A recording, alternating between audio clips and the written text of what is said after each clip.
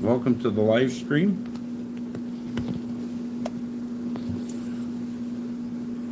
It's Saturday night again. So let's hang out, talk,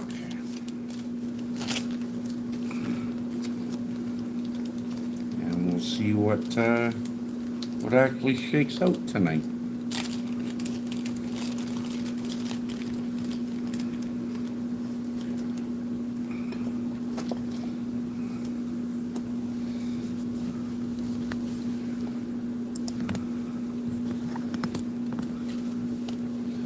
Okay.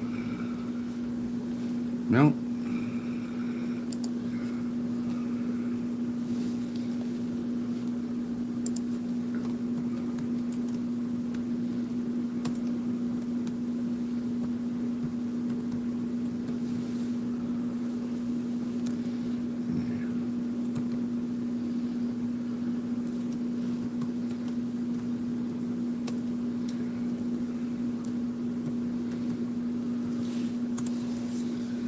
Okay.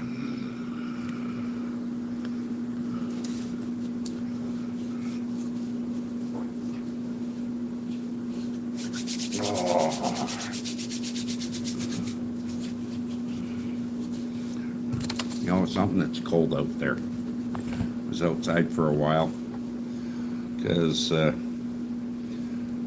tomorrow is Mother's Day, and in North America, Mother's Day is the busiest day for the telephone networks. So I usually call my mother the night before.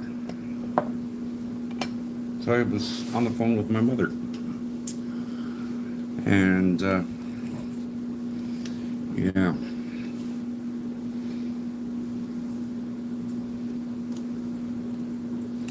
We'll see how things go. We're really hoping I can come down and visit them this summer.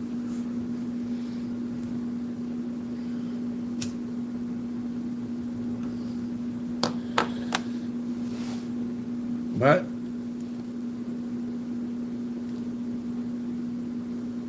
hello, Archie Hollow. How are you? Welcome to my live stream.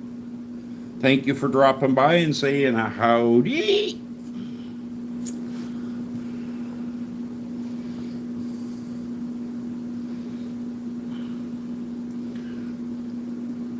You know, at least for the shout out, you know, take your finger and go dip on my nose twice, and watch that big hand come up and slap me. I give you permission. You can do it.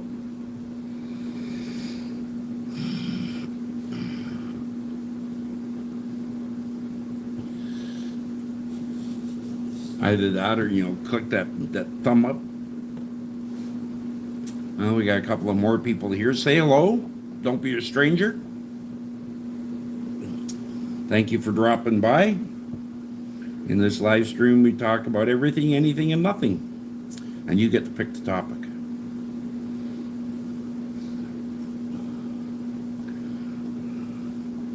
Hello, Fable.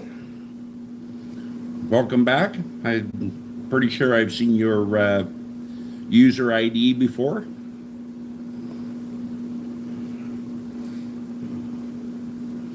How do you become self-sufficient? It depends on how you define that. If you want to become self-sufficient, you need to, one, you've got to establish yourself a, you know, space that's big enough to produce the food you need. Hello, AK from Siberia. Welcome. Welcome to Siberia too, or Canada.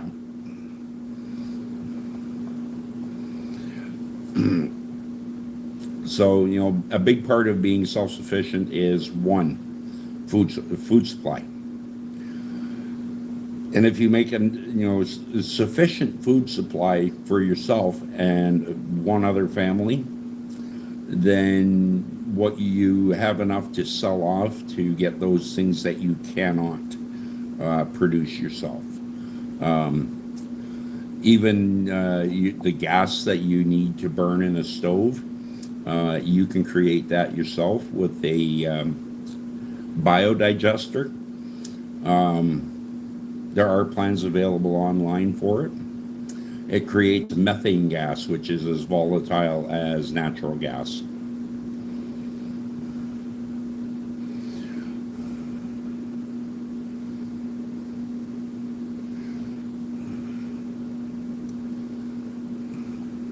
Yeah. How do you start? Besides food? See, there's always stuff that you cannot produce yourself. There's going to be implements that you'll need. So the thing is to be able to trade off what you produce to what others produce. Hey, Mr. Pat. So, Fabel, you know, for every person, self-sufficiency looks a little different. But the biggest part of it is your food source. So a lot of times it's rabbits, chickens, goats, like that, pigs. Hello, Sumar Khan from Sumi Khan from Pakistan. Oh, when you have wood to burn, yeah, you can use wood, but you can also, you know, there's, if you've got ample supply of wood, then you don't need to use biogas. All right, where I live, yeah, there's, you know, thousands of acres of wood. Yeah. And for building, think outside the box. Look at, you know, cordwood construction and reciprocal roofs. And you know, biggest part of self-sufficiency is reduce, reuse, recycle, repurpose, or recycle.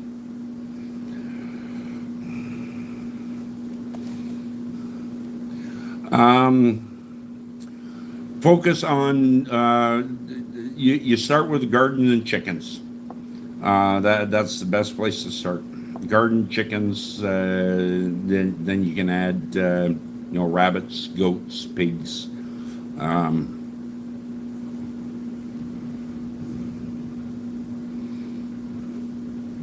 Yeah, you would. You're one of your big ones is going to be water supply. You're going to want to have a good source of water. Thank you, Jettison, for the like and welcome.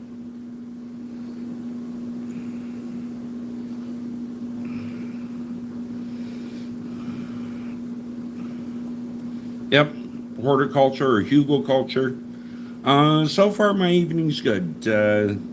I'm a little late getting my stream started because I took the time to call my mother. Tomorrow is Mother's Day.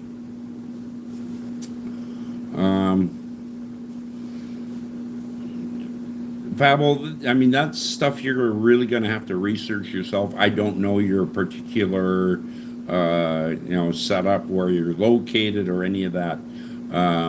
You're going to have to find what works best for you. And that's, you know, a lot of that is personal choices. But going self-sufficient is a good one. You know, that's a good start. It's how you make it, you know, how you get to that place that is an individualized path.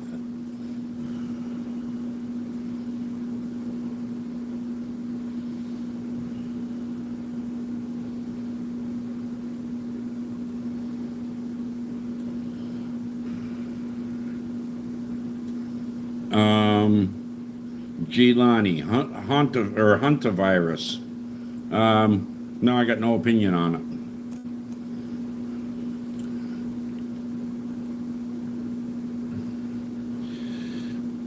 Do I look like I'm a fucking doctor?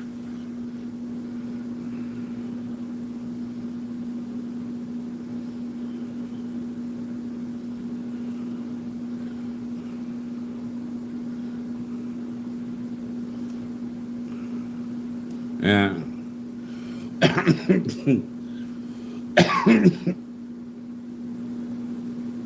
And I don't even know what hantavirus is. I've heard of it, but is it something like AIDS? You know what that AIDS stands for? AIDS? And it's asshole injected death sentence.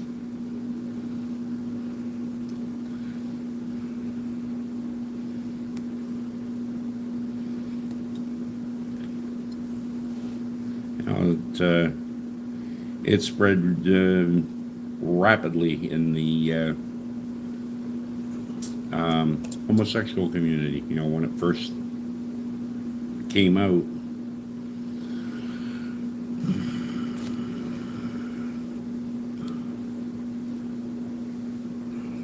That's how it kind of got that definition.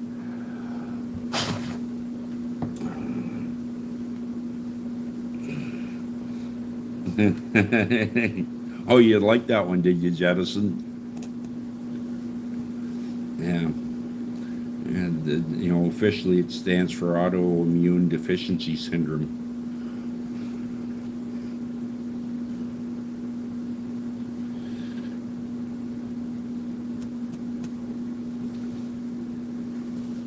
Just for shits and giggles, I'm going to ask Google what hantavirus is.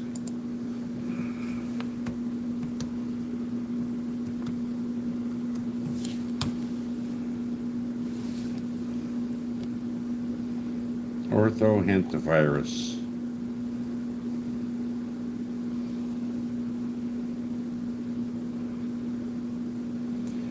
Orthohantavirus is a genus of virus that includes all hantaviruses that cause disease in humans. Hantaviruses are naturally found primarily in rodents. Oh. In general, each hantavirus is carried by one rodent species, and each rodent that carries a hantavirus carries one species. Wow.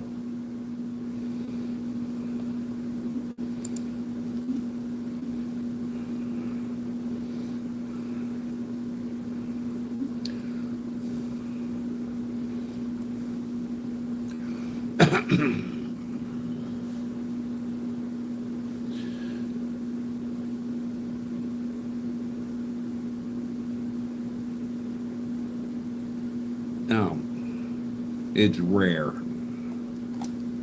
So, our fear-mongering friend there, yeah, 30 to 50% of those who catch it. 1 in 3, they say, who catch the virus, which is rare.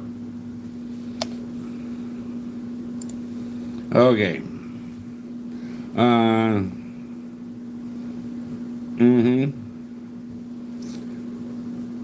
Yep. No, I'm Addie. I am from Canada. I'm actually right across the border from Minnesota.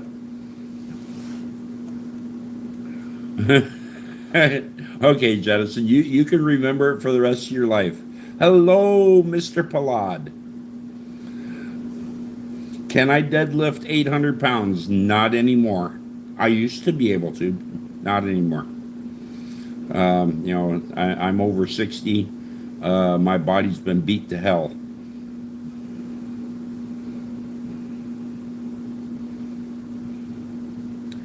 Oh.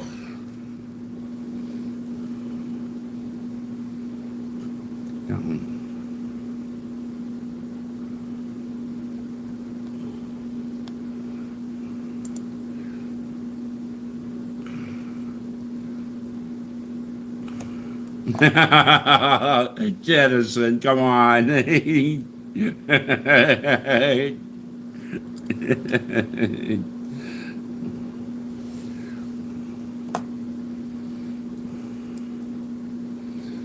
Yeah, see, exactly, MJ. You know, It takes a lot to catch hantavirus, orthohantavirus. It's crazy.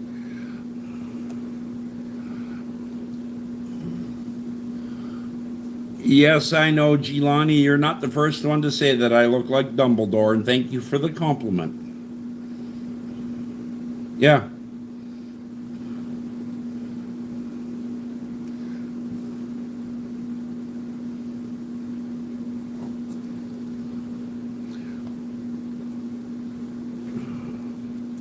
Yeah, fear mongering, exactly. It's another round of COVID, you know. Oh, hello, Christina. Welcome. Thank you for coming. You fell asleep while waiting for me. Well, I had to go run an errand. And while I was running the errand, I called my mother and wished her Happy Mother's Day. You know, I try and do it early because on Mother's Day, the telephone system can get flooded. Yeah. Yeah, there's no vaccine for hantavirus. That's why it's fatal. Yeah.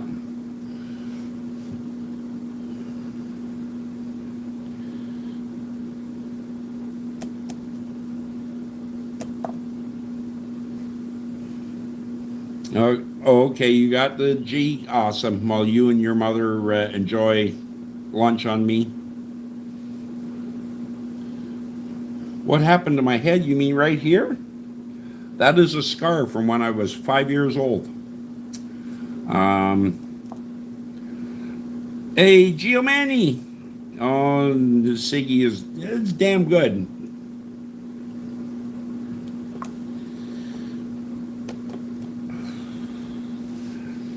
Yeah, when I was 5 years old, I had built a fort in the cherry tree in the backyard in my parents' place, and there were dandelions growing underneath the fort. Well, they didn't look good in the lawn, so I'm gonna get rid of them. The same way my dad got rid of junk, in the backyard. Pour a little bit of gas on it, throw a match in it, and it's gone. So I went and got his gas can, and I went and got some matches from the box in the cabinet above the fridge. Now, I'm 5 years old, okay? So I took a chair, pushed it up against the fridge, climbed up on the seat, climbed up on the back, reached up into the cabinet, grabbed the matches, and reversed the whole process in the kitchen, and headed outside. Well, this one dandelion, rather very, a big dandelion, it wasn't burning so good. Well, we'll just add more gas, right? Yeah. To this day, I can watch the flame travel up the stream of fuel from the dandelion to the gas can in slow motion in replay. Yeah, that fucking can exploded in my hands beside me and lit my hair on fire and left me with scars there and there. Yeah.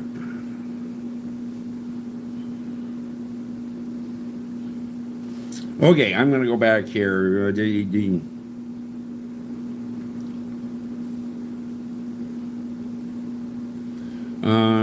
No, I'm not. Good map. I'm not into cigars.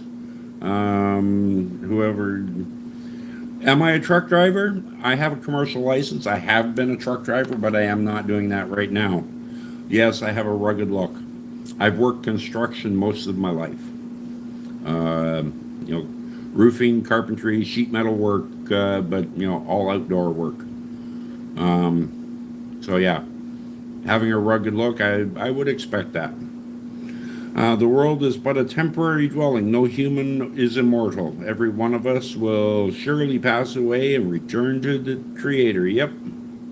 No, Islam is not the true religion. It can be the only way of life, and it can be true to you, but it ain't true to me. Okay? So,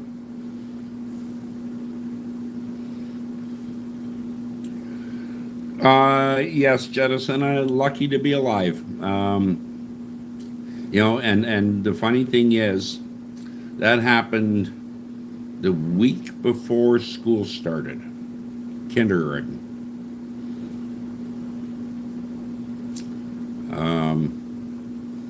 So yeah, I had just turned 5.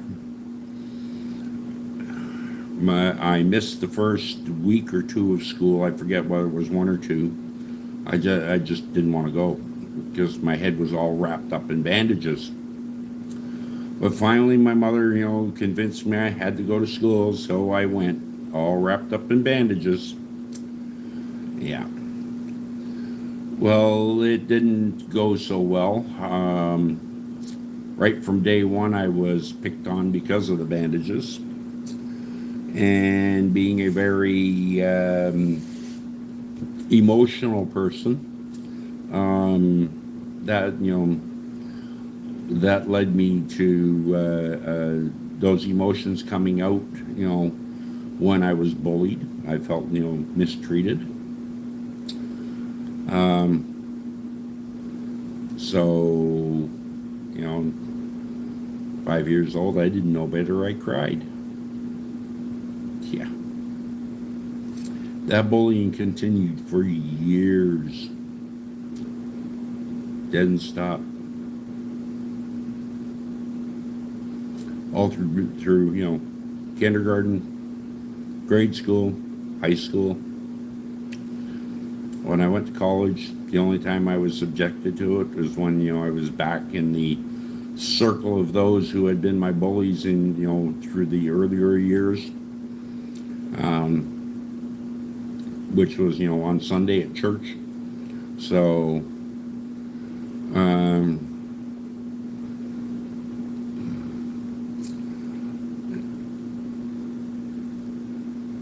no, you're not the therapist there, Daniel. I'm just sharing with you. But, all of that left a mark. And one of the biggest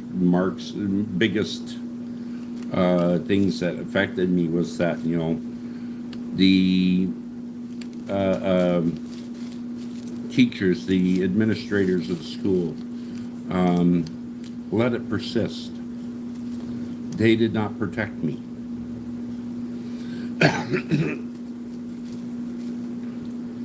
When, that was their responsibility, was to protect me from that. And, yeah.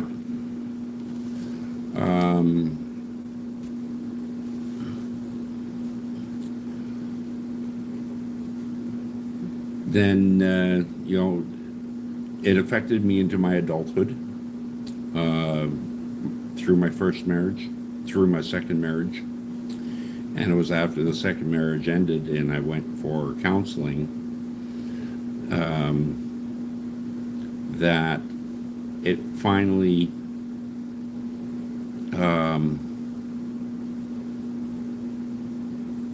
got put in the place where it needed to be.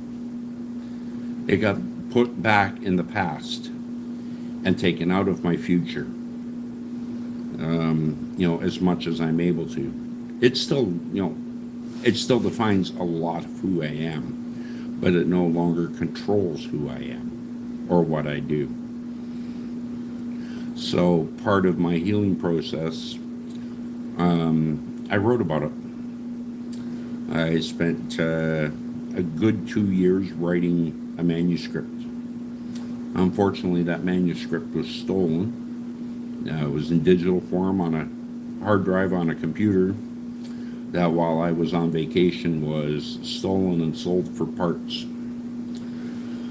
Yeah, so, I'm in the midst of rewriting it. Jettison says, I love playing with fire at that age too, and my dad noticed my interest, so he deliberately mishandled gasoline in front of me as a lesson because he knew telling me wouldn't work. Jettison, that is the smartest thing a man can do. because kids do not understand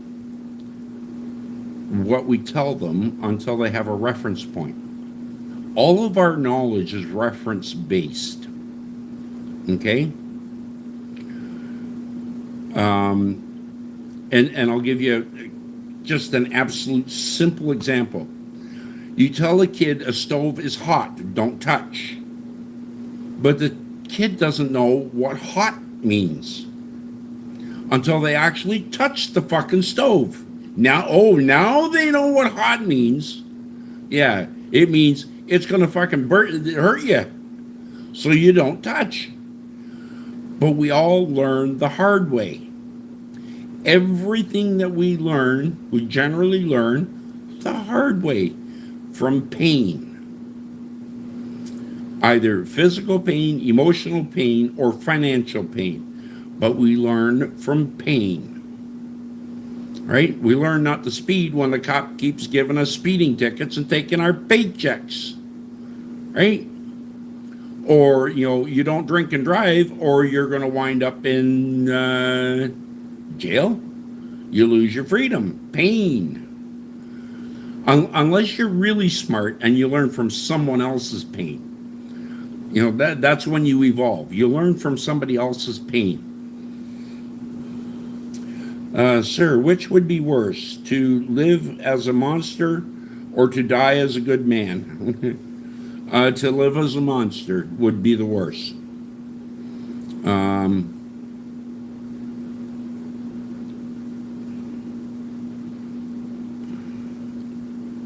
Where's Anthony?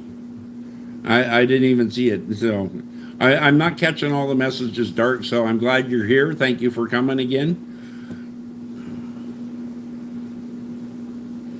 Ryan Beans wants his as lifted. We can break the cycle of learning through pain. You can change. No. At some point, everybody, you need that reference. And I don't know of one child that has not touched a hot stove. All 4 of mine did. Okay? Each one of them. They learned what hot is because they touched the fucking stove.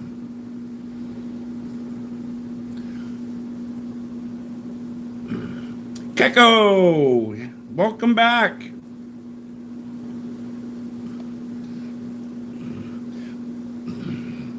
Because you were told, your parents told you, you learned after your parents tell you don't touch the stove, it's hot. Okay? And you touched the stove and doggone it, mom was right or dad was right and the stove was hot and it hurts. So then they tell you don't drink poison because, it's bad for you.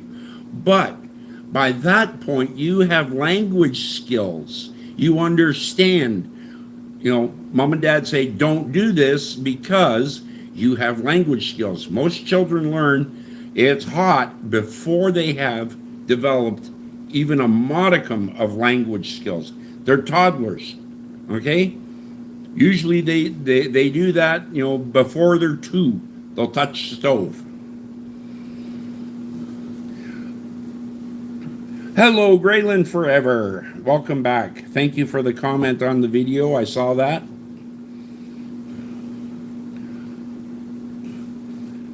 Jettison, I tried my mom's hot beer one time, and that was close enough to poison to have a good rep. There you go. Yep.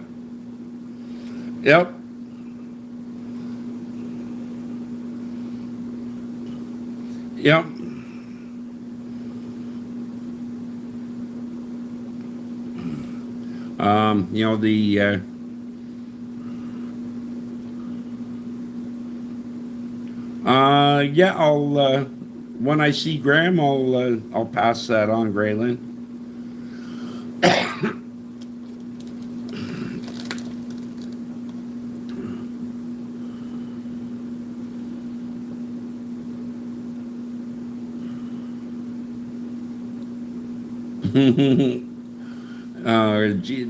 Dark, I like what you just said there.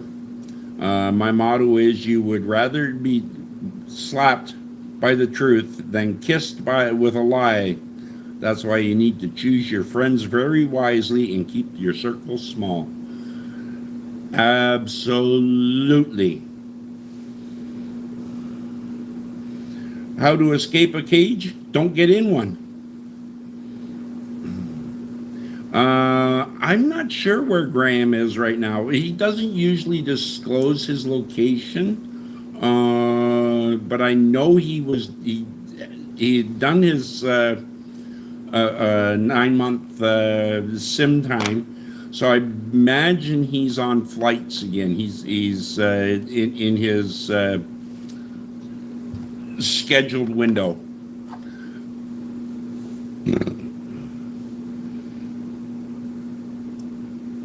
Oh, he's on a flight? Okay, then he must be flying back to Manila right now, or getting ready to. He'll take off at 1 o'clock in the morning from Vancouver, so he's gone from his home in Calgary to Vancouver. He'll do 8 hours or 10 hours off duty there, sleeping, and then get up and do the 13-hour flight.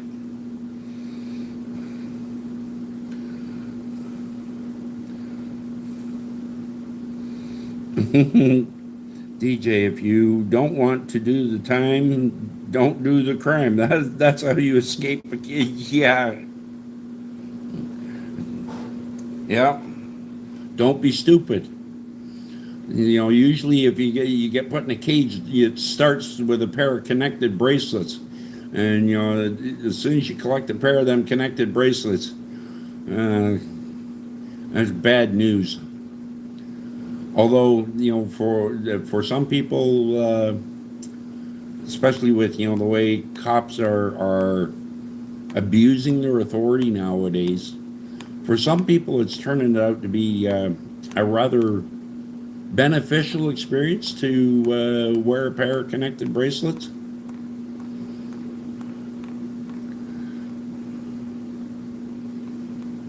Okay, good.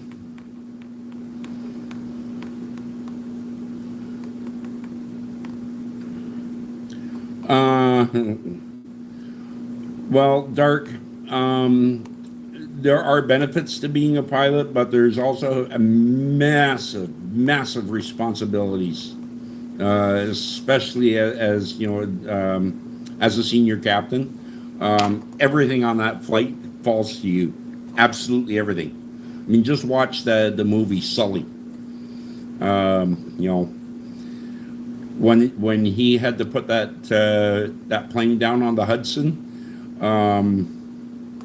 he had to defend why he did that and why there was no other option, and he had to prove to the desk jockeys that there was no other option. Yet every decision he made was scrutinized, not by one, but by thousands of people. And it was only after pilots of equal competence failed multiple times to do what he told them. I can't. It would never have happened. When they failed, two or three different people of the same caliber.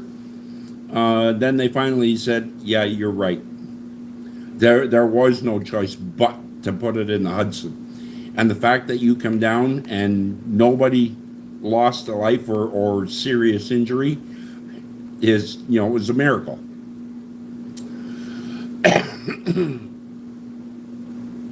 Yeah.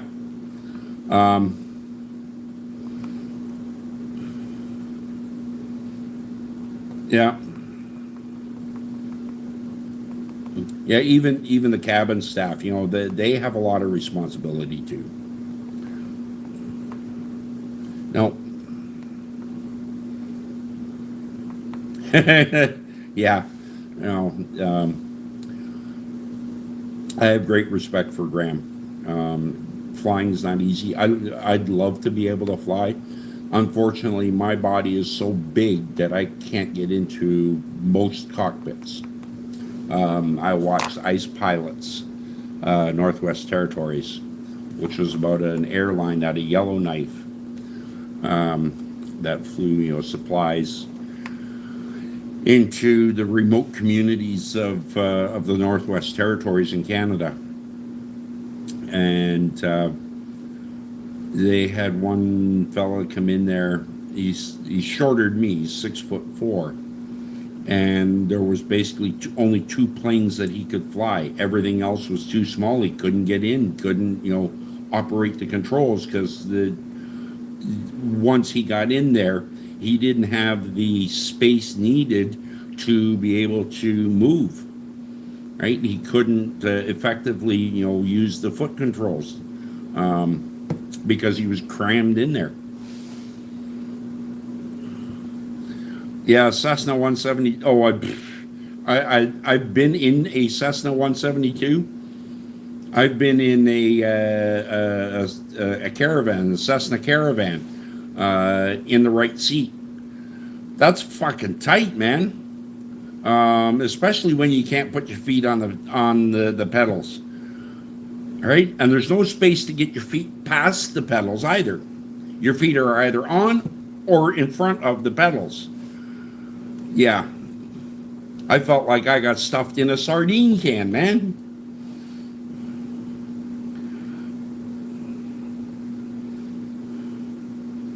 Yeah.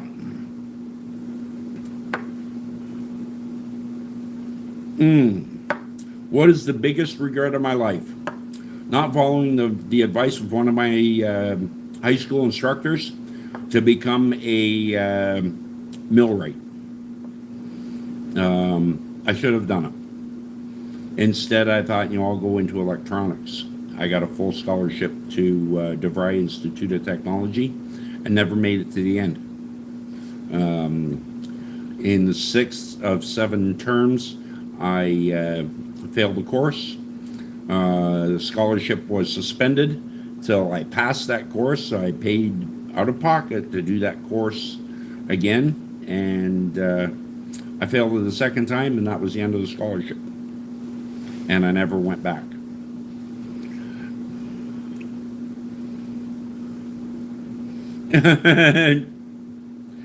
Yeah. Dark says, I was always told in school to stop looking out the window. There was no job you get paid for looking out the window. I proved them wrong. Been getting paid for looking out a window for the Yep. Yeah, if you don't look out the window when you're driving a truck, you're fucked.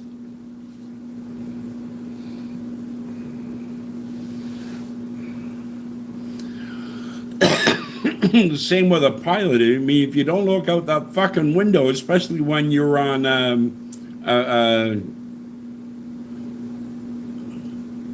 VFR, you're screwed.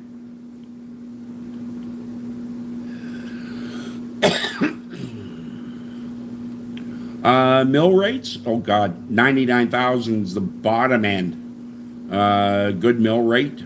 Could be making $250,000. And I was good on machines in high school. I did a contract course for the machine shop. I worked with machines I'd never touched before to fabricate pieces that I had. There was one there, like one was a rack for the gear to run in for the surface planer, but it broke, so we couldn't get, the school wouldn't buy a new one, so we bought the steel and I made the new one with the other machines in the shop. And when I was done making it, the teacher, who was a professional millwright, he measured everything, and he says the tolerances that you hit on this are spot on. Like, the tolerance was plus or minus 30 thou. I was 3 thou off. Not even, so it was right on. Okay, Graylin, you have a good day. Hey, Chleb, thank you for coming back. Privyet. And now we have somebody from Kashmir.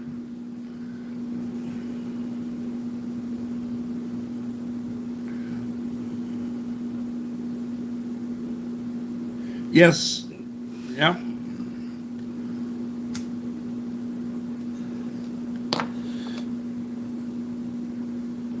Of course, there's somebody here that loves Jesus, your host, and a lot of the people that are in here too. What whiskey did I have this evening? I didn't have any. But I've got my coffee.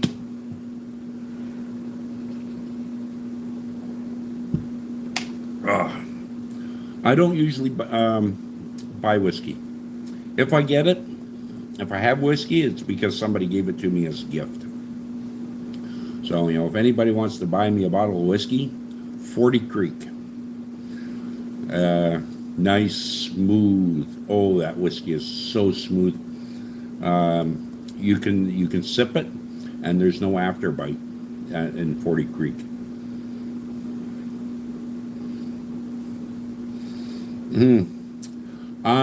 Well, Hamza, yes, I have a lot of wisdom.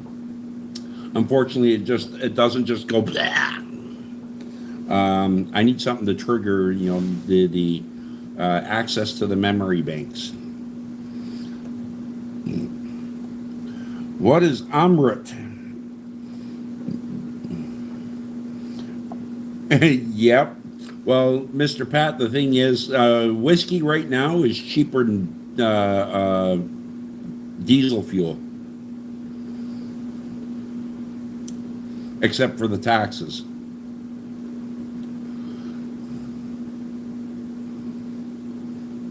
Oh, blue collar work, real easy, my friend. Trades. If you are a young person, trades is the way to go. Skilled trade, any one of the apprenticeships for a skilled trade. Hamza, do I think alcohol can change people? Yes, absolutely. Too much of it changes everybody into an idiot. Especially, they drink, 3-4 drinks and think they can drive home. Yeah. I've got a 2x4 to straighten that idiocy right out. Yeah. Yeah, farm diesel is cheaper because, the taxes, but even farm diesel is not that cheap here. They take some of the tax out, the road portion. Yep. Yeah. Never, ever, ever, ever, ever stop learning. The day you didn't learn anything was a wasted day.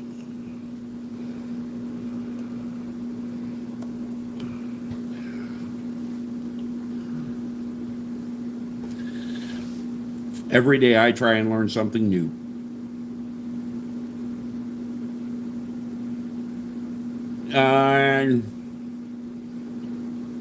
No, I don't think India's got a good single malt. Not unless you can do better than, Scotch. Yeah, okay.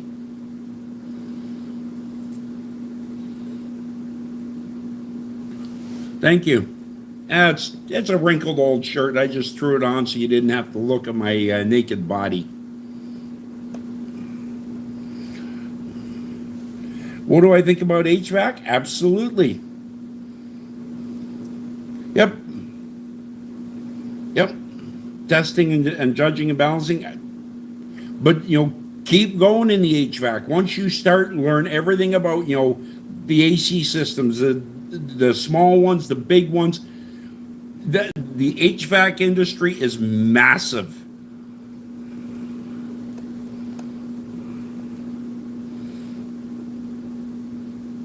Well, we can't get Indian whiskey or single malt here that I'm aware of. Yeah, I know Farm Diesel has dye in it. You know, we have it here too. Yeah. But yeah, I can't figure out what your name is there, XI. You know, learn if you're in HVAC now, stick with it. It is an incredibly good industry to be in, and you'll make a good living at it. The thing is, the old guys are fading off. So, you know, the number of young people getting into it is not meeting the declining rate, or the not meeting the rate of the ones that are leaving the industry. So the numbers in HVAC are dwindling, are going down. That means the ones that are there are going to be in higher demand, therefore higher pay. uh,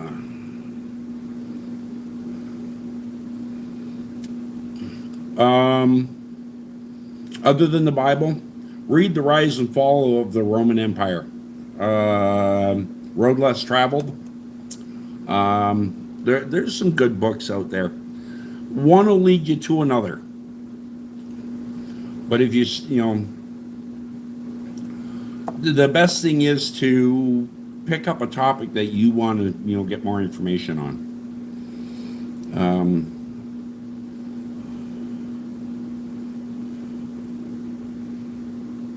Gleb says, good news. I tried to add subtitles for my videos. I think I solved the problem. Now some vids got their subtitles, but not all of them. Half victory. Hey, you know, it's a start.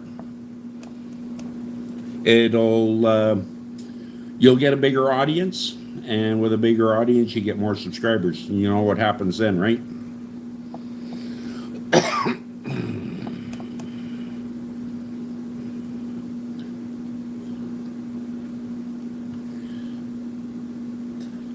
Diego, wave at my mother Rosa Malane. Hello, Rosa. Happy Mother's Day.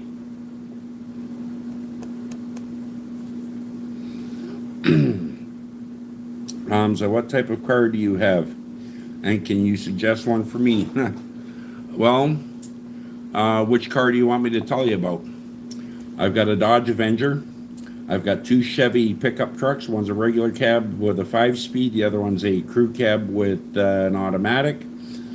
I've got one that I'm building, which is a Caravan going on an F-250 4x4 chassis. I've got a Toyota 4Runner, a GMC Yukon, an F-250, the 2004 F-250 with a 6-liter in it. I got a 2003 Econoline 350 van, a 15-seater.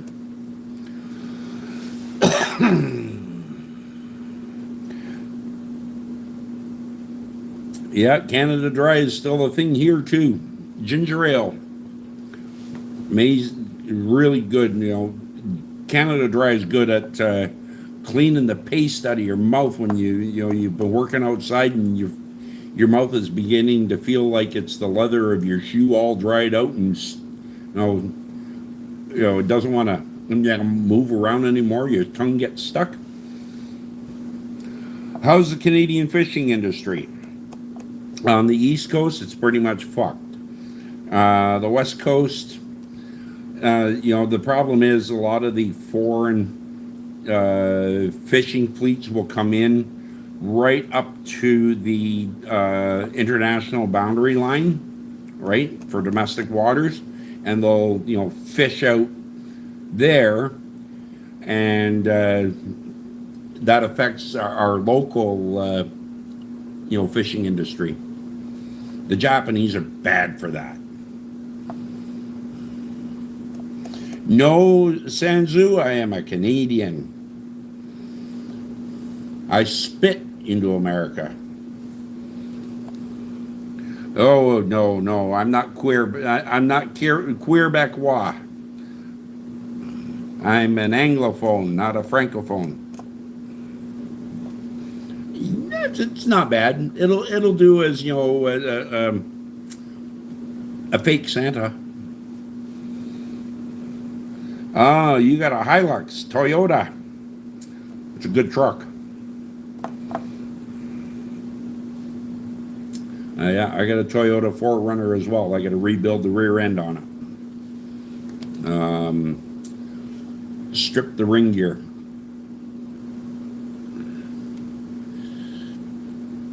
Same thing happened to the Yukon. I bought it for $250 running, and the rear ring gear was stripped out of it. Nah, I didn't have to try to catch him. I fucking caught him. He gave me a hug. Do I got a favorite music artist? Yes, Kenny Rogers and John Wayne or Johnny Cash. Sorry.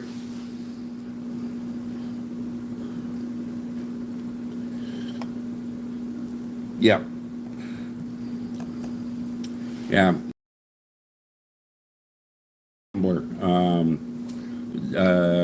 The one he did with Dolly, Islands in the Stream.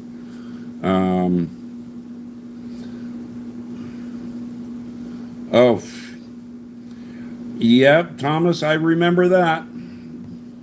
I remember Trudeau stopping the the francophones from leaving Canada. It cost the rest of Canada a fucking shitload of money though, because he had to move, basically pay them off, and we're still paying for it.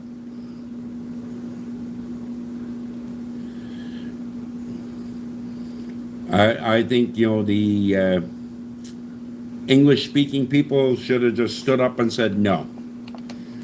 You want to, if you want to leave Canada, that's fine. You leave Canada. We'll come and help you pack. You can go fucking back to France. Yes, Halloween is a big thing here in Canada. Almost as big an event as Christmas. No, Quebec is our francophone province. Back when the Trudeau Senior was prime minister, the René Lévesque, the prime minister or the premier of Quebec, he passed a law that all signs in Quebec could not have English on them at all. So all the signs were changed to French only. And then after Lévesque was done, then all the signs had to be redone to have French predominant with English, 1/2 the size or something like that. Oh yeah. Yep. But see, companies like Bombardier, they're located in Quebec, and that's one of Canada's biggest, companies that produces things. Bombardier made the Canadarm, that's in the space shuttle. They're the ones that developed the Sea-Doo.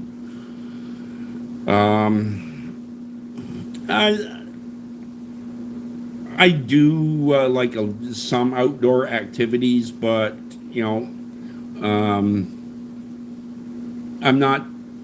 I don't.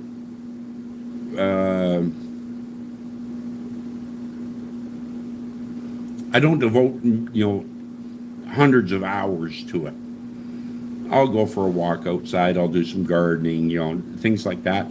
But having outdoor sport activities like going out on a quad for a ride on trails, or canoeing or boating or stuff like that, no.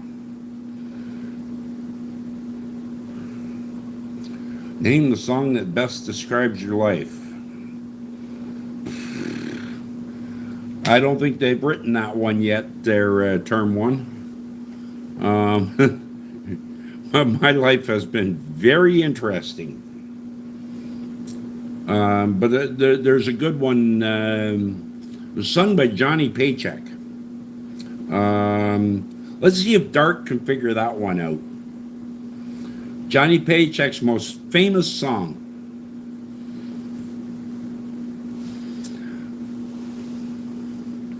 I've used that line numerous times, the title of that song. No. Take that job and shove it. I ain't working here no more.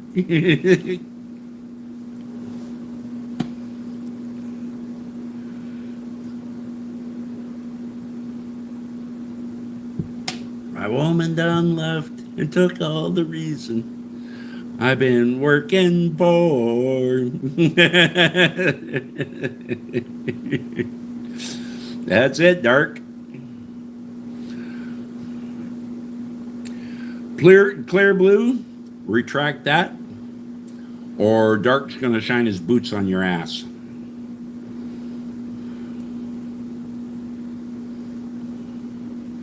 Remember when the RCMP had ski-doos, chasing people on the river? I think I remember that. Yeah.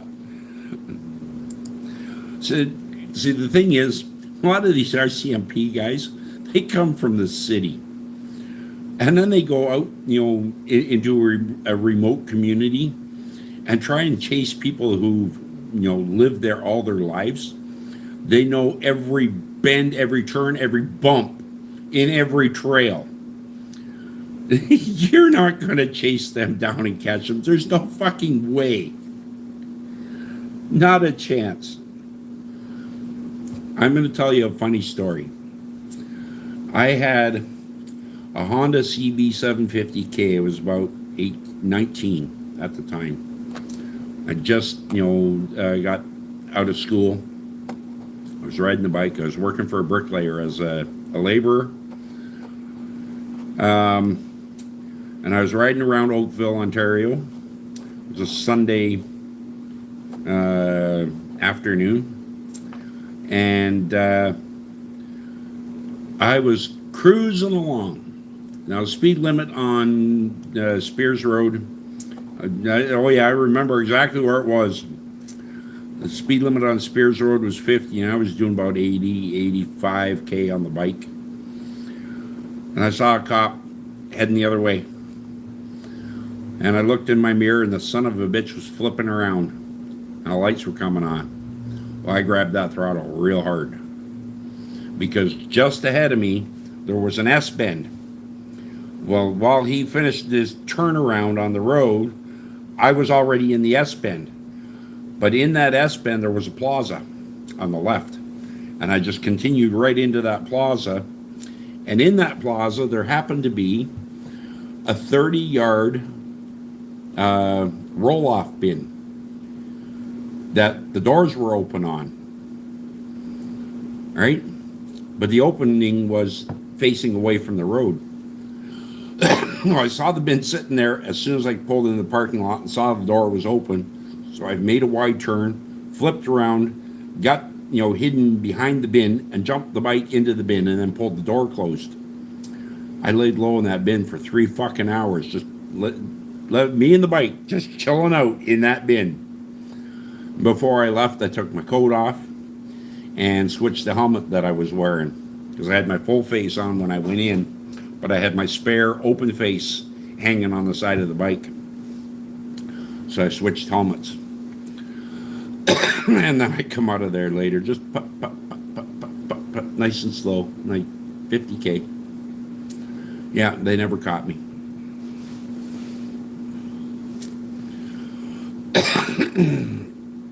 And then about 3 weeks or 4 weeks later, I was heading down I was living in Kitchener at the time. I was heading from Kitchener down to my parents' place down in Lake Erie. So it's about a 75-minute drive. But the one road It's a country road. It's a town line between Hamilton and Brant, and then you get to a point and it becomes a town line between Hamilton and Haldimand. I'm cruising down that road, and it does a caterpillar up and down, up and down. Speed limit had been, for years it had been 80, but then they decided they're going to drop it down to 60. I'm still doing 90. No, 120. I come over this one hill, and I went airborne. I forgot how quickly the hill dropped off on the other side. I was airborne. There was a cop down on the bottom. He saw me leave the ground and come back down. He hit the fucking brakes. I hit the fucking throttle. He was trying to turn around, and they were in the old Dodge Caravel. They weren't a long car, but when you got 6-foot ditches on either side of a road that's just barely 2 lanes wide, you don't turn them cars around on a nickel, a dime, or anything. He had to make like a 7-point turn to turn around. Yeah. Of course, I knew the country. I knew exactly where I was. I hit the throttle and went up over one more hill. And when just as you come down on the other side, there was a road that went across right there. I went over that hill, still doing 120, and made the turn, made a left onto that road, a gravel road, and brought that bike back up to 120. Went 2 miles down that road and zigged over, laid down in a bush, and I had myself another 3-hour nap. And again, switched from my full face to the open face sunglasses, took my leather riding jacket off, rolled it all up inside out, so the gray leather was inside and the black lining was outside, and strapped that to my seat. Yeah. So, because when I ride, especially when I'm riding at high speeds, I wore full leather. Leather gloves, leather chaps, leather coat. It's cheaper to replace leather than to replace skin.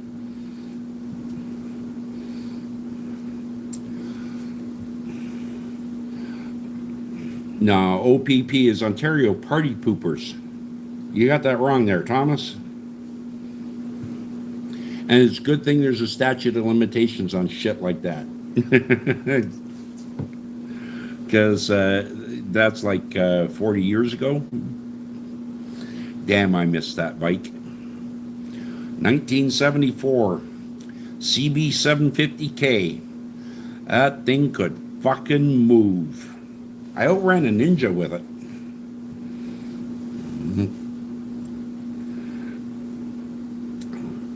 Well, thank you, XI. Yeah.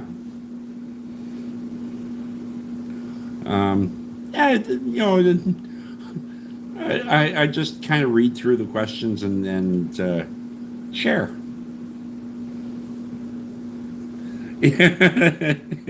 Oh, you're getting a good laugh out of it, Pat?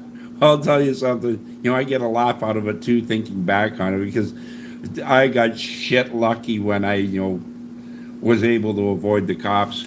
They would have hung my hide out to dry if they caught me. Yep, the Cowie 500 was a fast bike, but I'll tell you, I knew that 750 and I knew it well.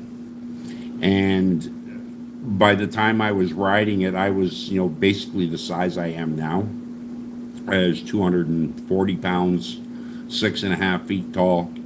And when I was doing those speeds, I was down on top of the tank, reducing my wind drag.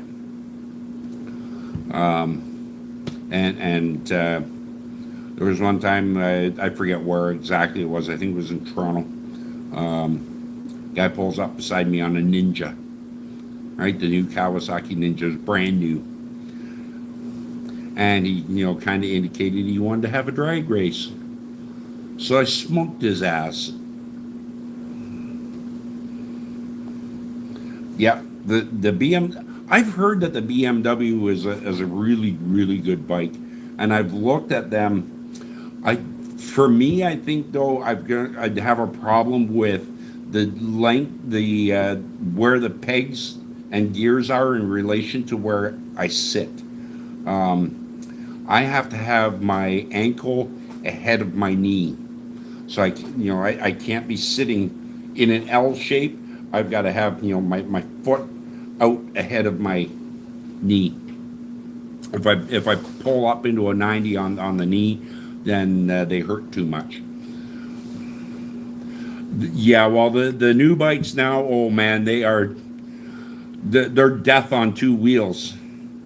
Yeah, the Hayabusa, the Ducati, but see those fast bikes, they put the driver into a prone position, and basically, you've got your gut on your lap, right, and then you've got to try and work your toes on those gears.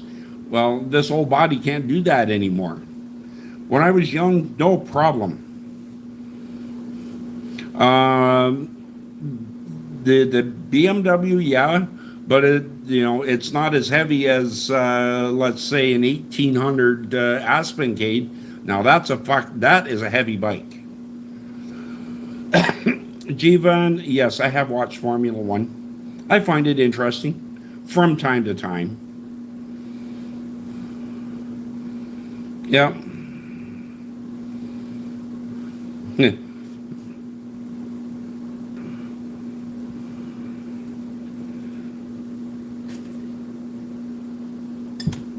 uh, what do I think about Halloween?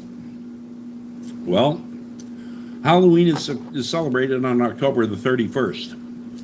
It used to be called All Hallows Eve. And somehow somebody couldn't, say all those syllables, so they, just call it Halloween.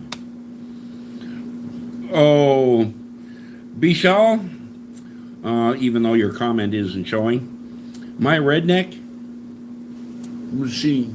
No, I'm a pink. I'm a pink neck.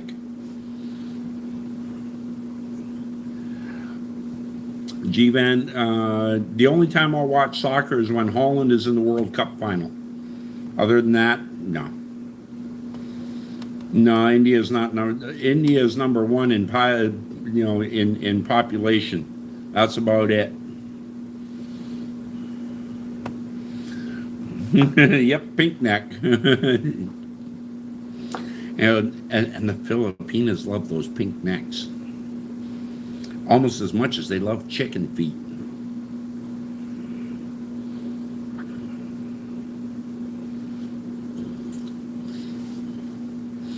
There's many other ways that India is number one, but you don't want to claim them. Okay.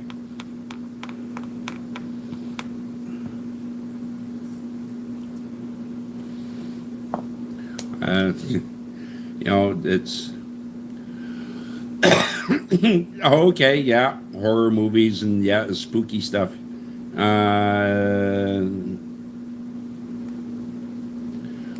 Well, if you Halloween's been around a long time, and it started in Germany. All Hallows Eve, they would go out and try and scare off the evil spirits on the eve of All Saints Day. That's what it started out as.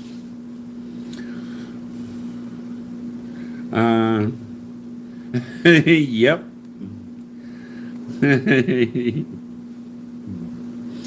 Yeah, but I don't have chicken feet, Hardy. I've got pink neck. Yes.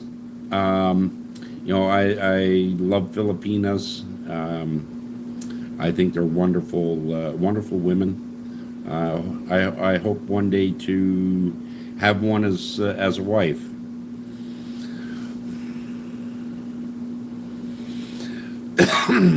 No, I'm not aware of the UFO files, Jivan.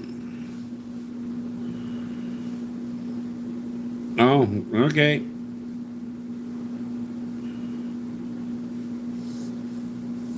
Uh-huh.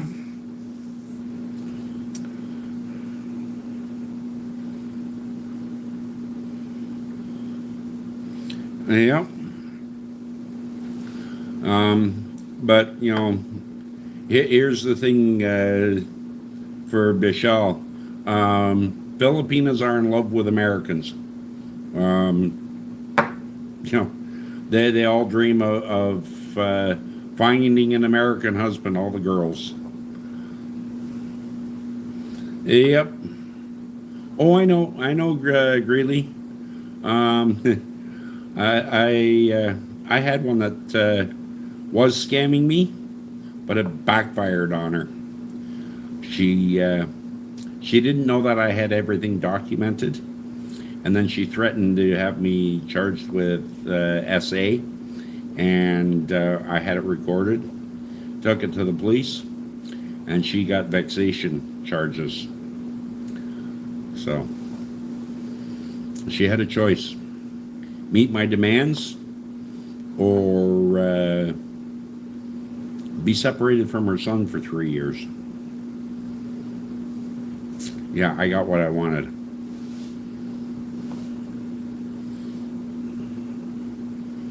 Yeah. Hey. Yep. Yeah. No, it's. See, the one that was talking to me was always asking for money, always. But I knew enough to document why I sent her the money, what it was for, and how much.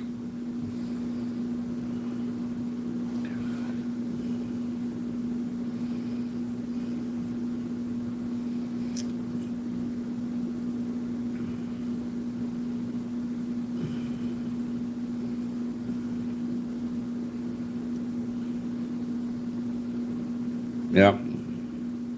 Uh,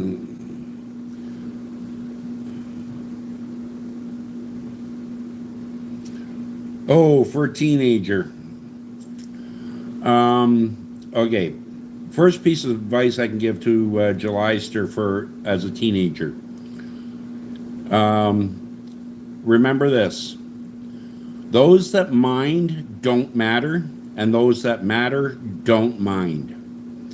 So basically, what that means is don't give a rat's ass what everybody thinks about you. If they have a problem with you, they have the problem, not you. Okay? Make wise decisions. And don't go for the toys. The things that make you look like you have money, take that money and invest it in, things that will earn you money. Right? What, people call assets. When you go for a bank loan, what assets do you have? They want to know about vehicles and snowmobiles and ATVs and boats. That's all assets to the bank because they can take it and sell it and get money for it. To a bank, that's an asset. To you, it's a liability because every month you got to pay insurance on it. You got to fix it, maintain it. Okay? Anything that you spend money on is a liability. Anything that brings you money is an asset. I hope that gets you started. Gold is a hedge. Rental property, right? Especially if you're handy and you can fix things. Rentals are huge. Or buy and sell. Buy something, make it look better, fix it, sell it. Fix and flip.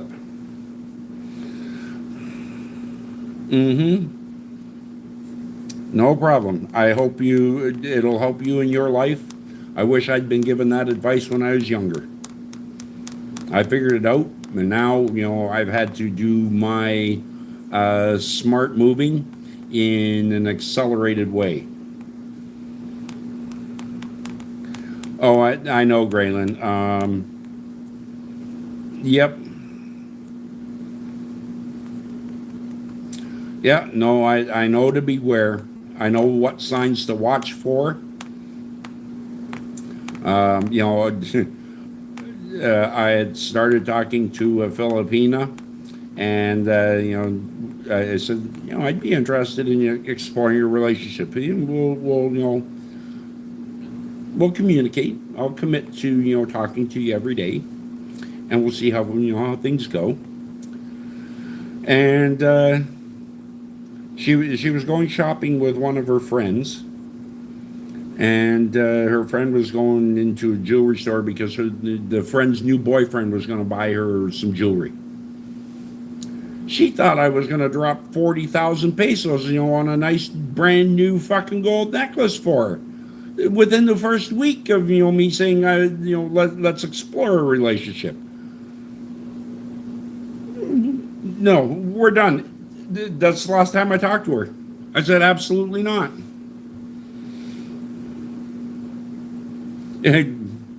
Gleb, you're not the only one. You know, here we were absolutely, you know, convinced that all Russians are evil. So, you know, all they want to do is kill you. Well, I know that to be an absolute lie now. You know, I've even found out that if I wanted to emigrate to Russia and live in you know the Siberian area, they will give me the land basically and ask no questions. Oh, Stone Cold, I'm interested in food too. What are you cooking for me? I gave her the cold shoulder, Graylin. Like I said, I haven't talked to her since. Her friend, you know, one of her friends is also a streamer, and I popped into her stream. She says, "What happened to you?" I said, "Well, she expected me to spend, you know, 40,000 pesos on a necklace right then and there, less than a week into, you know, talking to her.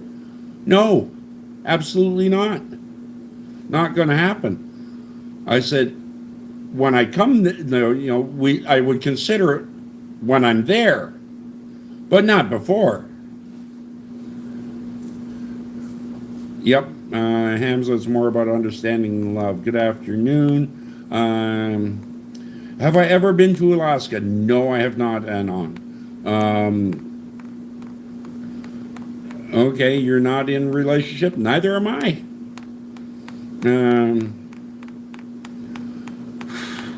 XI, well, if you've been listening to what I said to the other person that asked the question, what three things? You know, avoid the trap of, you know, the fancy toys. You know, the brand new quad, the, you know, jet ski, boat, you know, brand new pickup truck. Buy a fucking used truck. You know, fix it up and drive it for 5 years. And do it again in 5 years, because you can buy a decent used truck, you know, for under 10 grand. A brand new truck's going to run you, you know, $60,000, and you know that thing's will rat you out to the insurance company. It'll cost you a fortune to fix. Hell, I haven't paid more than what, $4,000 for a truck. I do the body work on it, put some brakes under it, and away we go. Hey, Graham.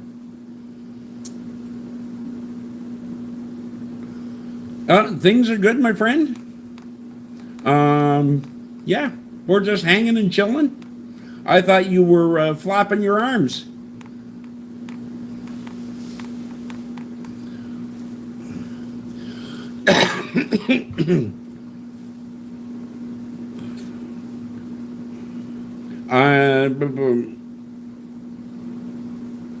Yeah, exactly, Gleb. You know, Russia is freer than Canada. I'm not kidding. You have more freedom in Russia than we do in Canada. Here, you can't start a business. The government stands in your way at every step, and they are, you know, it's not just one or two departments that are watching you, and as soon as you make one little mistake, penalty, penalty, penalty. I'm just, holy fuck! They penalize you to death. You have to hire two people to deal with the government just to start. Okay. Have a nice day. And yep, well, thank you, little phantom. No.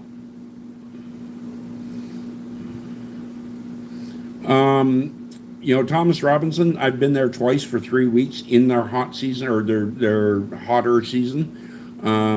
And at the end of the 3 weeks, if I hadn't come back, I was acclimatized to it, because it's the same temperature just about every day. Day after day after day after day. And after 3 weeks, you get used to it. Here, we'll have 2 or 3 or 4 days in the 30s, and then we're back down into the low 20s again, or teens, right? So you don't have, your body doesn't have the chance to get used to living in that higher heat. Yeah, Russia and USA are only 4 miles apart or something like that. There's two islands in the North Pacific, like off Alaska and off of Russia. The two islands are just miles apart. One belongs to the U.S. and one belongs to Russia.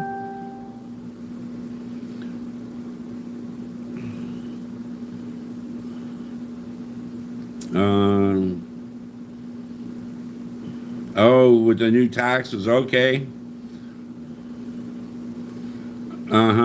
Ordering fuel, yeah. I kind of figured that you'd be flying out at 1 o'clock. Oh, shit. Oh, fuck off. Running out of fuel in Vancouver for the jets? Oh, jeez. That's not good.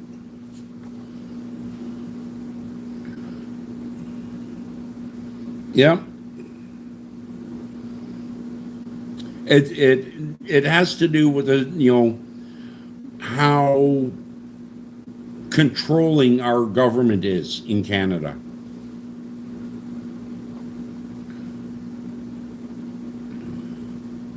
Underrated God. God bless you, sir. I always watch your stream whenever you are live. Well, thank you so much for coming, Underrated.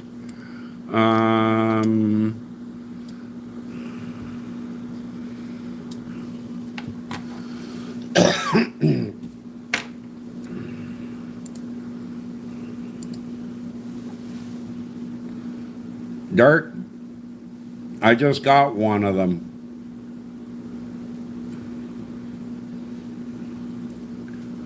Remember I was telling you about that guy yesterday? Vevite?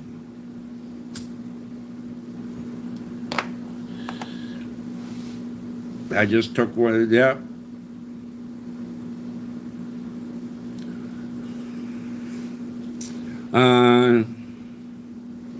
Yeah. Yep. Well, it's, the part of the reason that businesses and stores have closed down in Russia is your economy has taken a big hit with the war. So there's not much discretionary money for discretionary spending now. And unfortunately, that happens. Yeah, I'm having another cigarette, Graylin.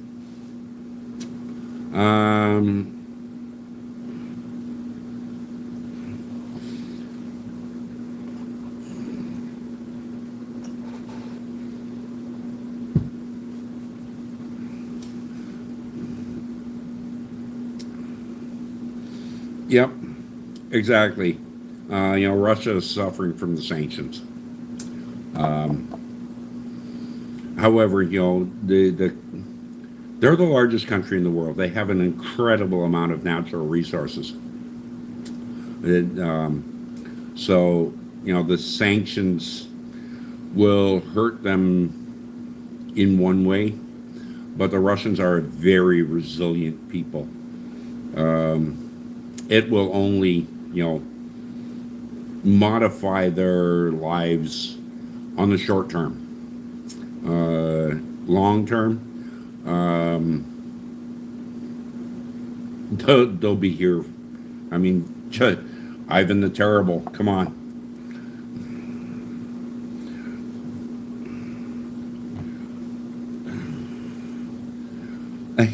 Yeah. He, Graham, you don't want another Gimli glider because them fucking Rockies don't have a runway on them.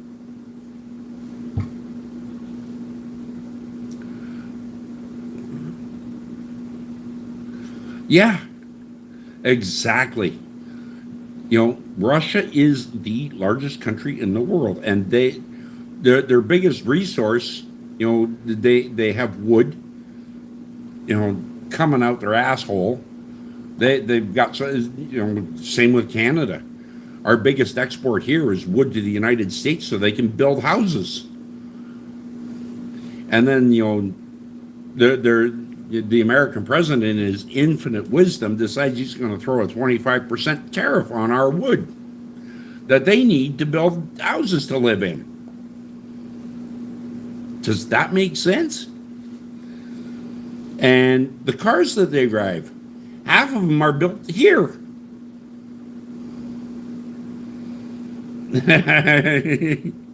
Oh, you got number 15, did you? Great.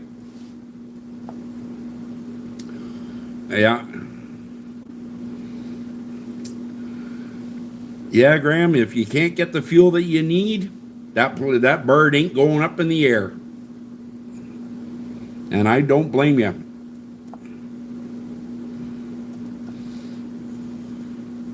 Silly goober, make Americans skibidi again? Yep. The only way America is going to be great again is if they remember that, you're one nation under God. Because if you keep trying to take God out of your nation, it'll be one nation under.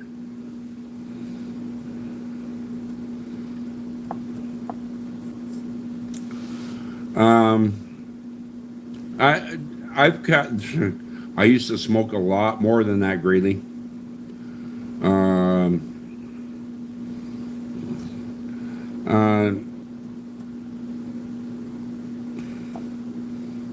Well, Cleb, if you ever get a chance, look up an author, Louis L'Amour, Louis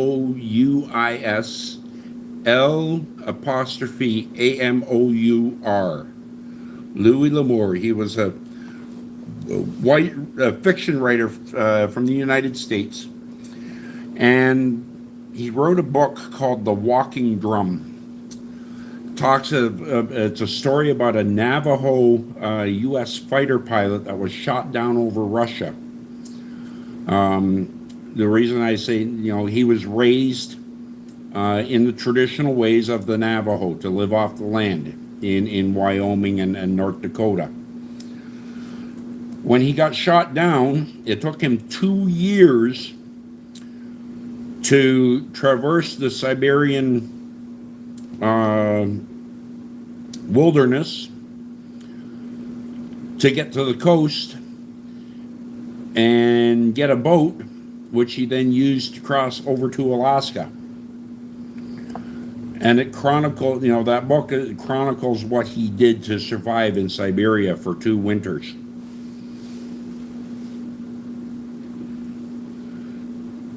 Okay, Gleb. Oh, I'm going to type it in with my other channel here.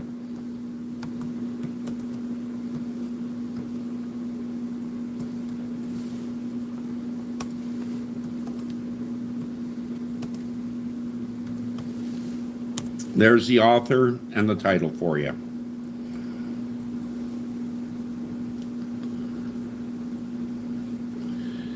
Okay.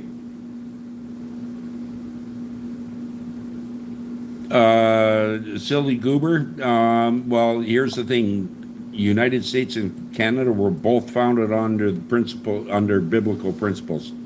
People came to United States and Canada to escape religious persecution in Europe from the religious persecution from the church.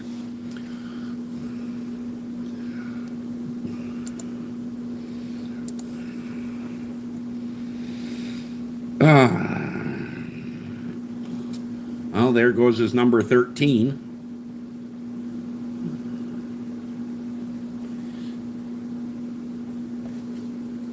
Okay.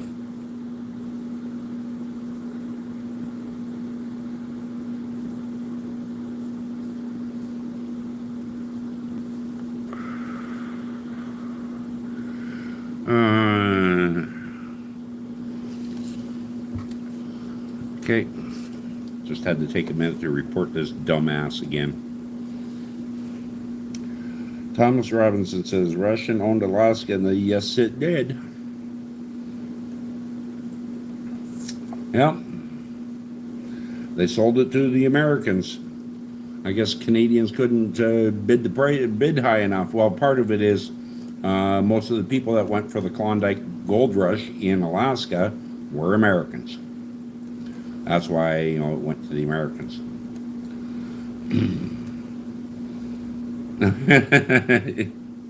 Yeah, but this time, Dark, I reported him to YouTube.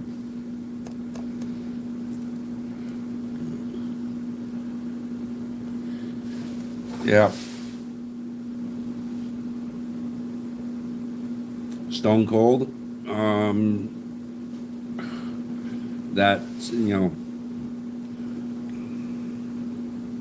oh, he is.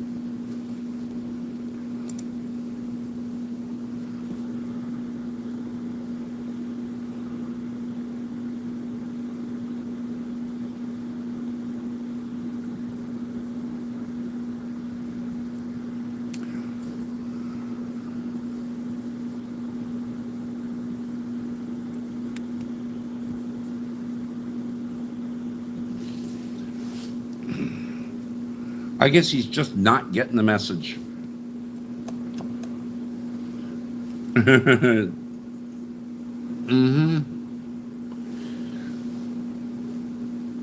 Yep. Wow. No, I'm not reporting you, Grayland. I'm reporting this clown, Vivek. He's just a harassing piece of crap.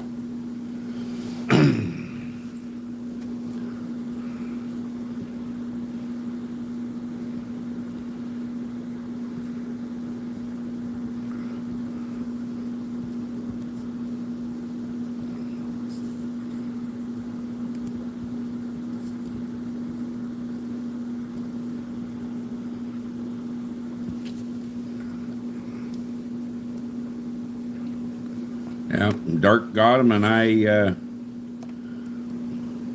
I sent another report to YouTube.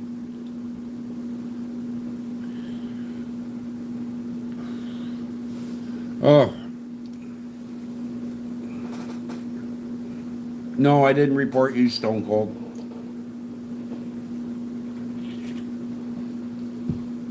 There's another viewer that his comments are being hidden. And they're not appropriate. They're harassing. That's the reason that YouTube is hiding them. And I keep reporting him, and he keeps being.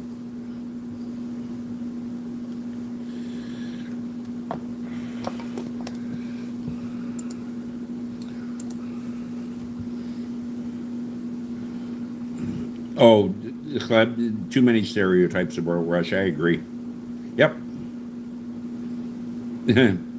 Yeah, there's a lot of people in the rest people outside of Russia that think everybody that's Russian is communist.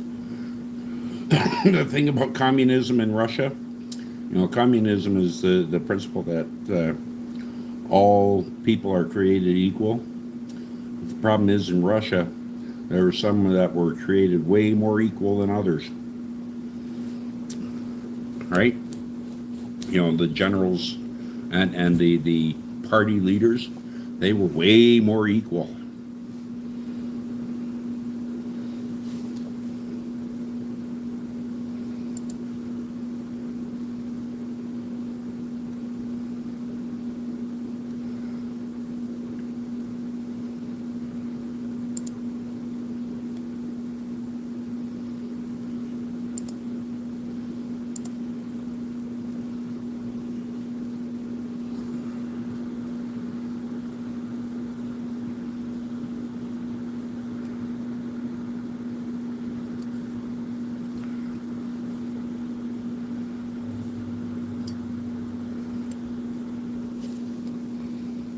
Fuck.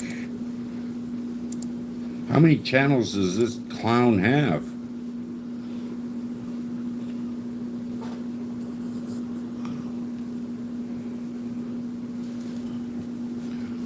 Is it wrong if I'm attracted? Stone Cold, I'm not going to comment one way or the other. Okay? In reality, America always stereotypes about other countries. Yep. Hollywood has been a weapon in its hands. Oh, absolutely.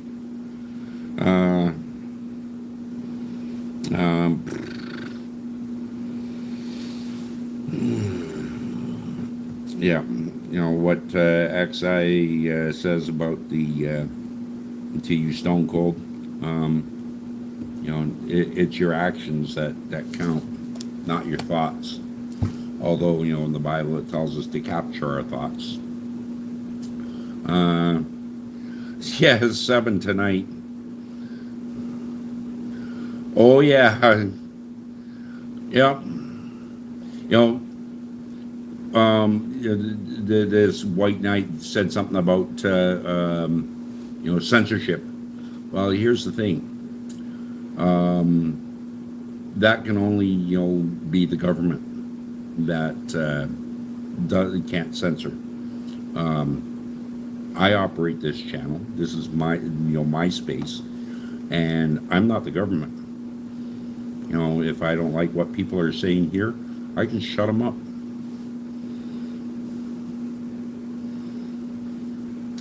Yeah, that wasn't Russia. That was the Soviet Union. But I think it's the same thing. Yeah. Yep. In this part of the world, Russia and the Soviet Union were, synonymous.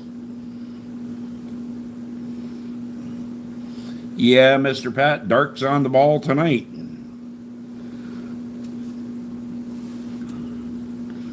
Yeah. Stone Cold, there's nothing wrong with being single.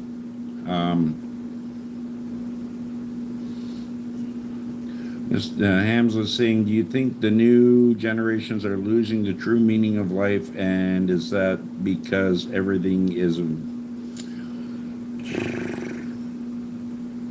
Yes.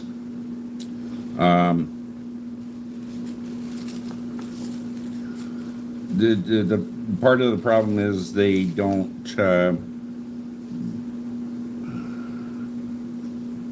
everything's too easy for the most part.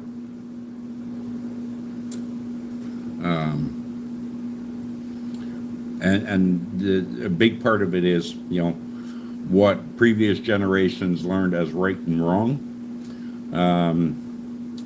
Nowadays right is wrong and wrong is right.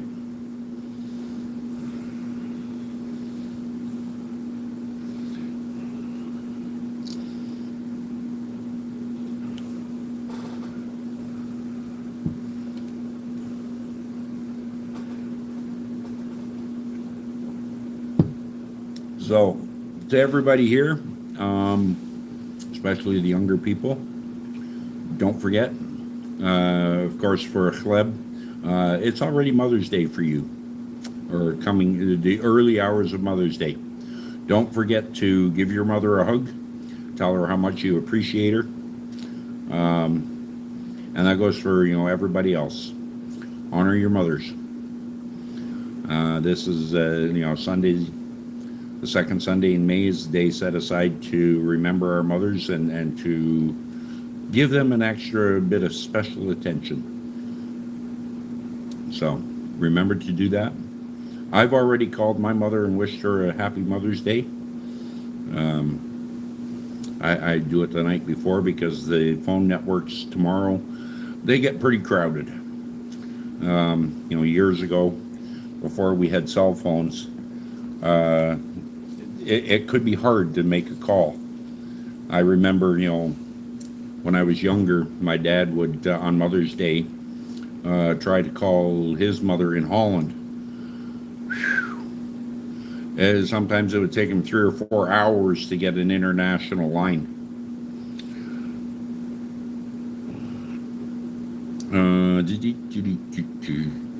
Okay, J. Redcorn. Did you know that there is no natural source of light? God created the sun, moon, and celestial bodies on the fourth day. Yes. J. Redcorn. Do a little research for yourself. Look up Day 4 Energy. It is a Canadian solar panel design. Designed by a man by the name of John McDonald. He used to be an engineer before with McDonnell Douglas. He designed a different way of collecting the power generated by the crystal. That blue thing you see in a solar panel. He redesigned how the power is collected off of that.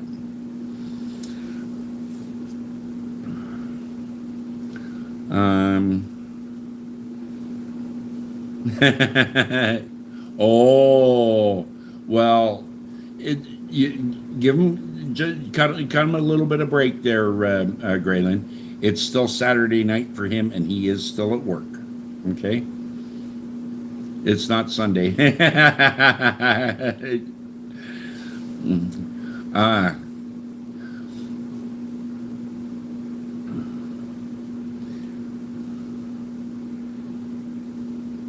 Oh, okay. In Russia, Mother's Day is the last Sunday of November. Okay. Yeah. Well, you can you can go to your mom and say, hey, in America, today is Mother's Day.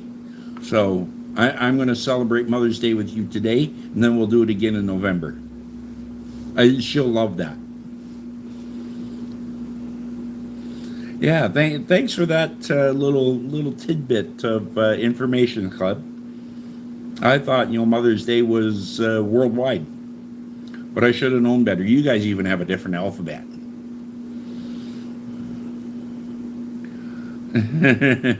Yeah.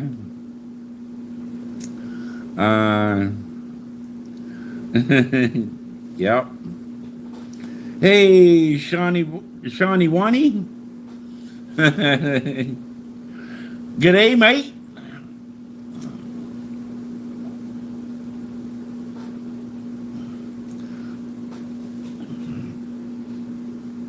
Welcome. Thank you for stopping by. So.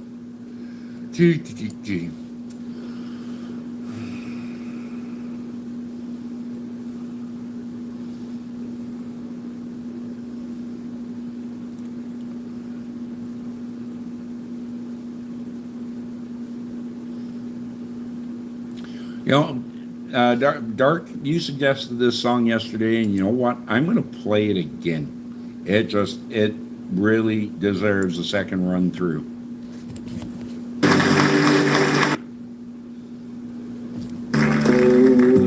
This is Johnny Paycheck. It's called The Outlaw's Prayer.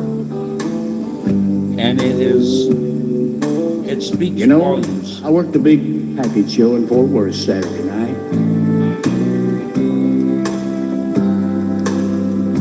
Had all day to rest and relax before I caught my next flight. So I decided to walk downtown, get myself a little fresh air. Before long, I found myself in front of a big church on the corner of the square. Boy, I could hear that singing out there in the street. Sure was a beautiful sound.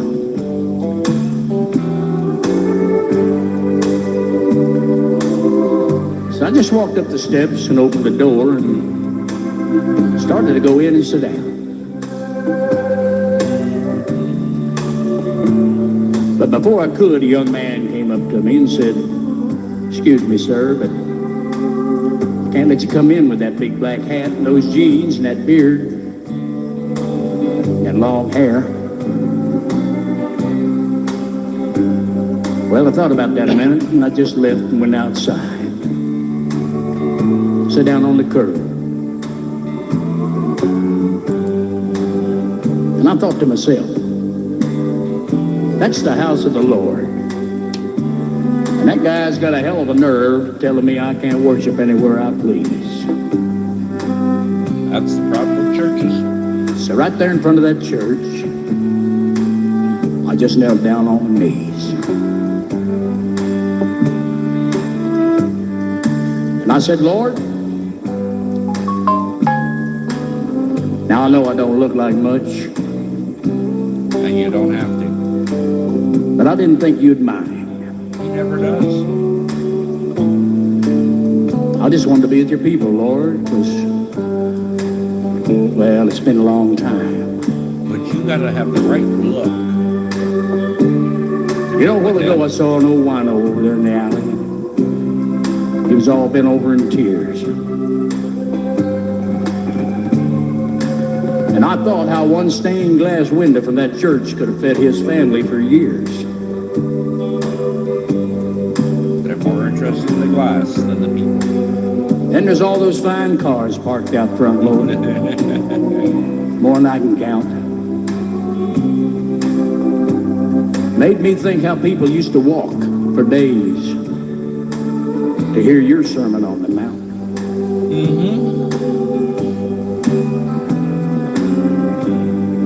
Then there's all those fine ladies in the choir, Lord, singing like they really love it. Hell, last night they was on the front row of my show, dancing and drinking beer, and hollering, "Sing shove it." The same ones that were dancing, drinking the night before. Even John the Baptist, I don't think would be welcome in this place. With his coat made of camel hair and sandals on his feet, and a long beard on his face.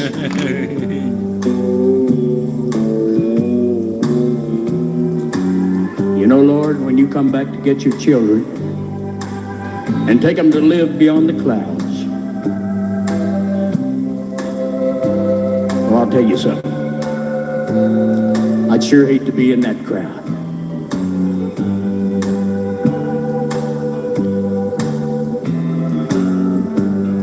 Now, Lord, I ain't perfect. Some people even say I'm no count. But I always believed a man's judged by what's in his heart, Not what's on not his what's back. in his bank account. Going or the back. Or the car he drives.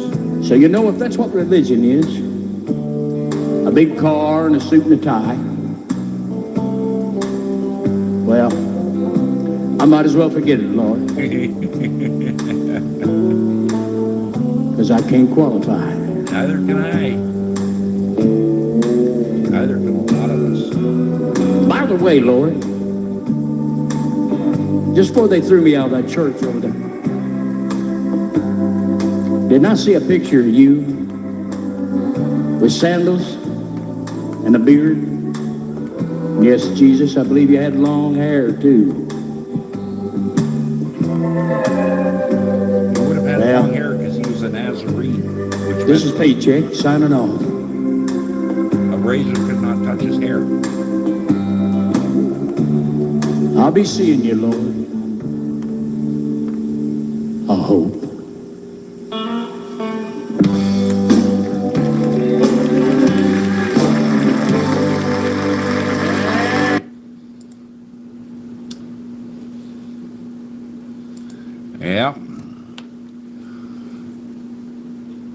Yep.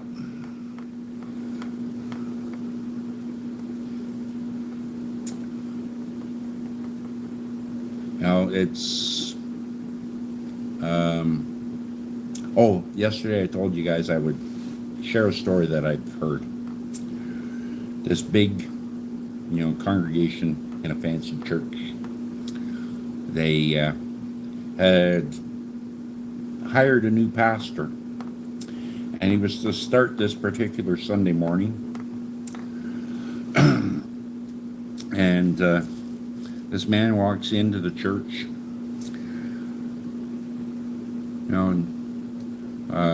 torn clothes, disheveled hair, unpolished shoes. Everybody call him a bum. He didn't look like he belonged in the church. And he walked right down the aisle, sat in the front pew. Well, one of the elders saw him sitting there, walked down, leaned down to the man and said, "Sir, this seat's for the pastor. Can you please go sit in the back row?" And, the homeless man looked up and he says, "So you want me to go from here and sit in the back row?" "Yes, please. We'd much prefer you sitting in the back row." Okay. So the man, the homeless man got up and he obliged the elder and walked to the back row and sat down in the back row. And everybody, and he sat right at the seat that was right closest to the door where everybody walked in. And everybody that's walking in is eyeing him up and down. It's like, what the hell's he doing here? Can't we just kick him out? And, that person after person that entered the church that wanted to kick him out. They didn't, but they wanted to. So, the elder goes up front, gets the service started, and he goes to introduce the new pastor. And nobody in the church had met the pastor or seen the pastor at that point. And so they, announced his name, knowing that he was going to be there. And nobody stood up, started walking to the front. And the pastor certainly wasn't sitting in the front pew where he was supposed to be sitting. And after, the elder was starting to get a little antsy, like, where's our new pastor? The homeless man stood up and walked to the pulpit. And he said, "I'm your new pastor. And the sermon for today is done." And he turned around and left. The lesson that day was, don't judge the book by the cover. Because they rejected the man that they, held in highest regard simply by the way he looked. We do that too often. We judge a book by the cover. We judge a person by what we see and not who they are. Right? So, we need to be careful when we start judging people. And with that,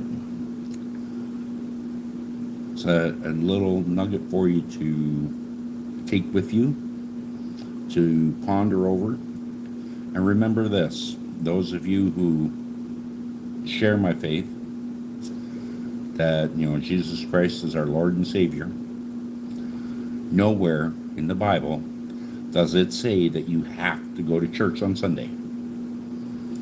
It just tells us never to forsake the fellowship of the saints.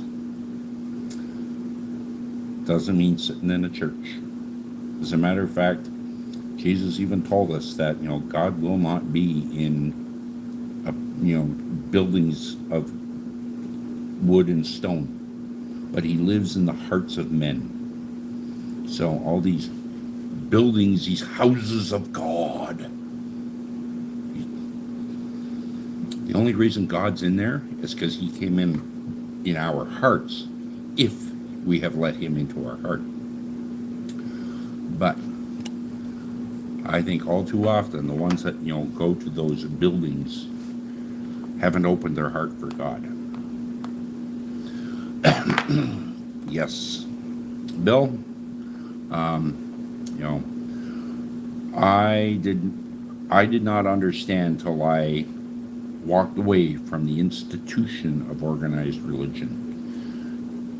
And then I realized I don't belong in an institution. Because Jesus came to call us out of religion and into relationship with the Father.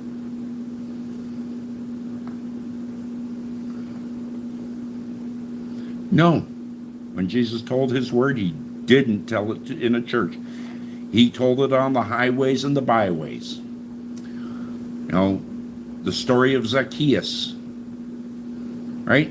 The tax collector that was climbed up a tree because he was so small, so he could see Jesus. And Jesus said, Zacchaeus, come down. I'm going to your house for dinner tonight.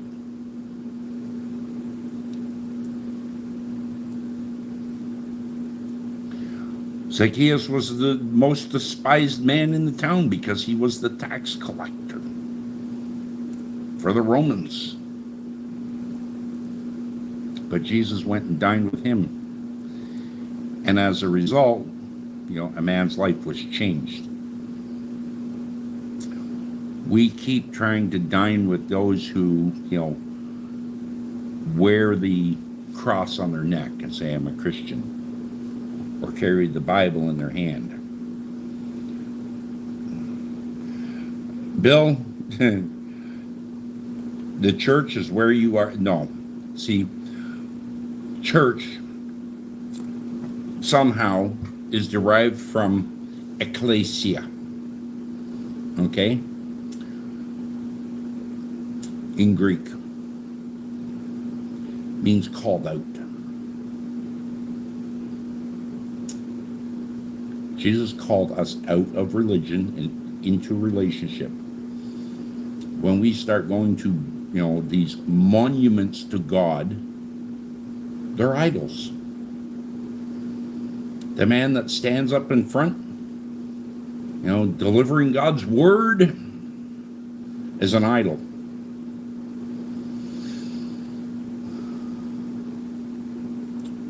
Because the people in that building worship him and the building more than they do God.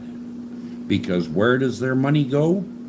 To the preacher and the building, not to the people that need help. Remember that stained glass window and the homeless man below it that Johnny Paycheck just sang about? Perfect example. The reason the government took over, and had to set up a welfare system in North America is because the church walked away from its responsibility to build big fancy houses of worship. Right? Big fancy churches, they don't care about the people. They just care about the income. Look at T.D. Jakes. All these mega churches. And the salary, the head pastor gets, that's what it's about. Big fucking paycheck. It's a scam. If you want to learn about what's in the Bible, be still, know that I am God, is what God says. Right? And remember, the Holy Spirit in the Greek text is Hagios Pneuma. Pneuma. Wait a minute, that sounds an awful lot like pneumatic. Pneumatic tools are air tools. Holy air, breath. It's the breath of God. It's not spirit. It's the breath of God. The holy breath of God. You let the holy breath of God into you and ask him to teach you. It's amazing. Anyways, I'm going to wrap it up. Thank you all so much for coming and hanging out, sharing, listening, typing your comments. And Bill, you know, you have to let your mind be quiet so that you hear the voice of God, because it is very, very quiet. But when you do, you'll know what it is. Thank you all for hanging out. Good morning, good afternoon, good evening, good night, whatever it is for you. God bless you. God loves you. So do I. We'll see you again next time.